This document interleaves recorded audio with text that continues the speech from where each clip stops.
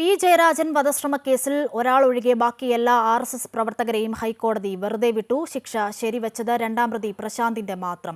തെളിവിന്റെ അഭാവത്തിൽ 8 പേരെയാണ് കോടതി വെറുതെ വിട്ടത്.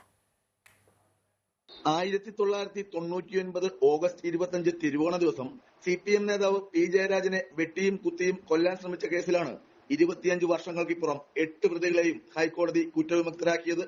വിചാരണ കോടതി ശിക്ഷിച്ച 6 പേരുടെ ശിക്ഷ റദ്ദാക്കുകയും 2 പേരെ വെറുതെ വിട്ട നടപടി ശരിവെക്കുകയും ചെയ്തുകൊണ്ടാണ് ഹൈക്കോടതി ഉത്തരവ്. രണ്ടാം പ്രതി ചിരിക്കണ്ടോത്ത് പ്രശാന്തിന്റെ ശിക്ഷ ശരിവെച്ചെങ്കിലും വിചാരണ കോടതി ചുമത്തിയിരുന്ന ചില വകുപ്പുകൾ ഹൈക്കോടതി ഒഴിവാക്കി. RSS ജില്ലാ താലൂക്ക് കാര്യവാഹ് ഉൾപ്പെടെയുള്ളവരായിരുന്നു കേസിലെ പ്രതികൾ. പ്രതികളും സർക്കാരും നൽകിയ അപ്പീലുകൾ പരിഗണിച്ചാണ് ജസ്റ്റിസ് പി സോമരാജന്റെ ഉത്തരവ്. ഒന്നാം പ്രതി കടിച്ചേരി അജി, മനോജ്, പാരശശി, ഇളന്തോട്ടത്തിൽ മനോജ്, കുനിയിൽ സനു, ജയപ്രകാശൻ, കൗവേരി പ്രമോദ്, തൈക്കണ്ടിയിൽ മോഹനൻ എന്നിവരെയാണ് കോടതി വെറുതെ വിട്ടത്.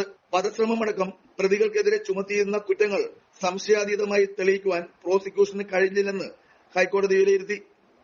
അമൃത ന്യൂസ്